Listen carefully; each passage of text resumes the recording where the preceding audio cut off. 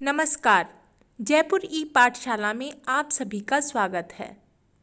पिछले वीडियो में हमने सिंधु घाटी सभ्यता की विशेषताओं का अध्ययन किया। आज हम सिंधु घाटी सभ्यता के प्रमुख नगरों के बारे में विस्तार से चर्चा करेंगे।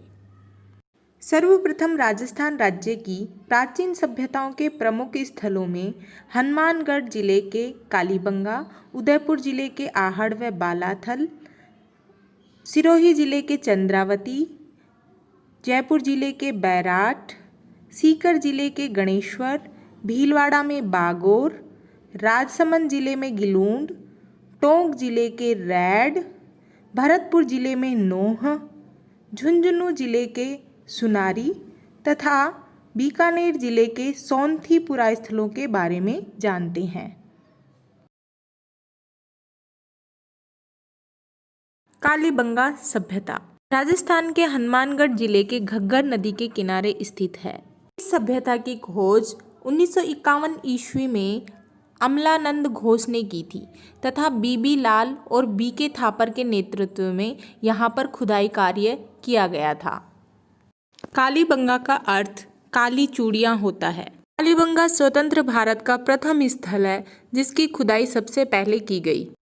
भारत की प्रमुख सभ्यताओं में कालीबंगा सभ्यता के महत्व को देखते हुए डॉक्टर दशरथ शर्मा ने कालीबंगा को सिंधु घाटी की तीसरी राजधानी कहा है। कालीबंगा में हड़प्पा युगीन व प्राक हड़प्पा युगीन संस्कृतियों के अवशेष प्राप्त हुए हैं।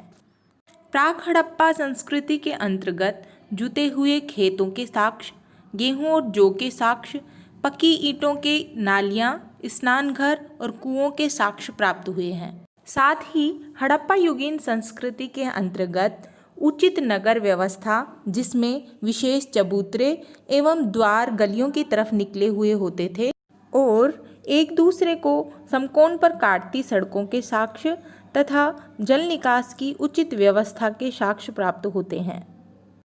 यहाँ से धार्मिक प्रमाण के रूप में अग्नि वेदिकाओं के साक्ष्य मिले हैं।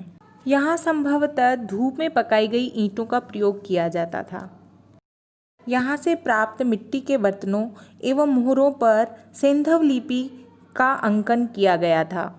ताम्र से बने कृषि के औजार, आभूषण और चूड़ियाँ यहाँ की आर्थिक उन्नति के परिचायक हैं। कालीबंगा के निवासियों की मृतक के प्रति श्रद्धा तथा धार्मिक भावनाओं को व्यक्त करने वाली 3 समाधियाँ मिली हैं। कार्बन 14 पद्धति के आधार पर इस विकसित सभ्यता का काल 400 से 500 वर्ष तथा तिथि 2300 ईस्वी पूर्व मानी गई है और इसके ह्रास के कारण के अंतर्गत सूखे का पड़ना तथा नदी मार्ग में परिवर्तन इत्यादि माना जाता है। उदयपुर जिले में स्थित आहड़ दक्षिणी पश्चिमी राजस्थान की कांस्ययुगीन संस्कृति का मुख्य केंद्र था। यह संस्कृति बनास व बेड़स नदियों की घाटियों में विकसित हुई, अतः इसे बनास संस्कृति के नाम से भी जाना जाता है। आहड़ संस्कृति एक ग्रामीण प्रकार की संस्कृति थी जिसकी अर्थव्यवस्था पशुपालन आधारित थी। आहड़ संस्कृति की खोज 1954 में रत्नचंद्र अग्रवाल ने की थी। तांबे की अधिकता के कारण इसे ताम्रवती नगरी कहते हैं। आघाटपुर और धूलकोट का टीला आहड़ सभ्यता का प्रमुख केंद्रीय स्थान था। यह तांबा आधारित एक औद्योगिक नगर था। यहाँ से तांबे की कुल्हाड़ियाँ, प्रस्तर के औजार, अर्धकीमती पत्थर की वस्तुएं आदि सामग्री प्राप्त हुई है। यहाँ के मकानों की छतें दोनों तरफ से ढलवा होती थी। यहाँ से एक ही रसोई में 4 से 6 बड़े चूल्हों का प्राप्त होना तथा एक चूल्हे पर मानव की हथेली की छाप प्राप्त होना आहड़ में वहद परिवार या सामूहिक भोजन बनाने की व्यवस्था पर प्रकाश डालते हैं। यहाँ से खुदाई में लाल भांड व काले रंग के मृद भांड प्राप्त हुए हैं जिन्हें उल्टी तपाई शैली द्वारा पकाया जाता था। बर्तन बनाने की इस कला के आधार पर आहड़ संस्कृति की व्यापकता एवं विस्तार गिलूंड, बालाथल, बागोर तथा अन्य आसपास के पुरातात्विक स्थलों से प्रमाणित है। इसका संपर्क नवदा टोली, नागदा, एरन, कायथा, उत्तर गुजरात में कच्छ तक लगभग 4000 वर्ष पुरानी सभ्यता से था। इस संपर्क का प्रमाण हमें वहां से प्राप्त काले व लाल मिट्टी के बर्तनों के आकार, उत्पादन व कौशल की समानता से पता चलता है। ध्यान देने योग्य बिंदु। आहट संस्कृति मुख्यतः ग्रामीण प्रकार की संस्कृति थी, परंतु तांबे के उद्योग के कारण धूलकोट के आसपास के क्षेत्र को औद्योगिक नगर व इसे ताम्रवती नगरी कहा जाता है। बालाथल पुरा स्थल।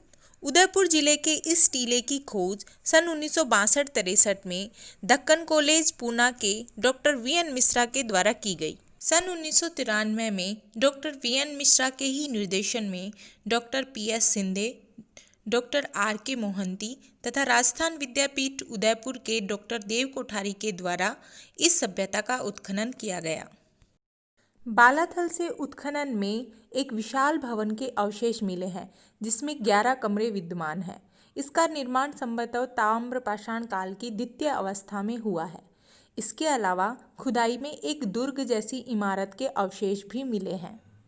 तांबे की प्रचुर मात्रा होने के कारण बालाथल में अधिकांश उपकरण, औजार और आभूषण तांबे के बने हुए हैं। साथ ही यहाँ चमकदार पॉलिश वाले 2 प्रकार के मृद भांड मिले हैं, एक खुरदरी दीवार वाले मृद भांड और चिकनी दीवार वाले मृद भांड।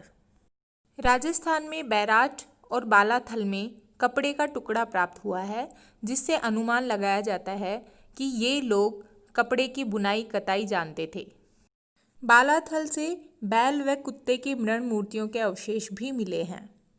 इस प्रकार बालाथल एक मिश्रित अर्थव्यवस्था आधारित सभ्यता थी। चंद्रावती के नाम से एक प्राचीन शहर के अवशेष राजस्थान के सिरोही जिले में माउंट आबू की तलहटी से प्राप्त हुए हैं। यह शहर शेवाणी नदी के दाएं तट पर बसा हुआ था। इसकी खोज सन 1822 में कर्नल जेम्स टोड द्वारा की गई।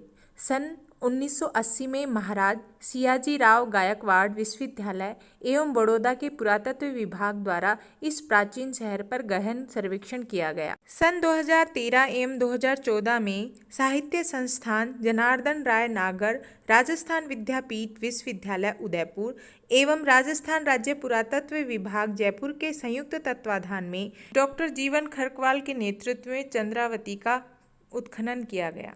चंद्रावती के पश्चिमी भाग में एक विशाल किले के अवशेष प्राप्त हुए हैं, जो लगभग 26 बीघा में फैला है। मध्य भाग में 33 मंदिर समूहों के अवशेष हैं, जो हिंदू तथा जैन धर्म से संबंधित हैं। यहाँ से प्राप्त मूर्तियों को स्थापत्य की दृष्टिकोण से 8वीं से 15वीं शताब्दी के मध्य का माना गया है। शहर के पूर्वी भाग में 2 किले खोजे गए हैं, जिनमें से एक किला वर्गाकार है। यहाँ से उत्खनन में 3 विशाल भवनों के अवशेष भी प्राप्त हुए हैं।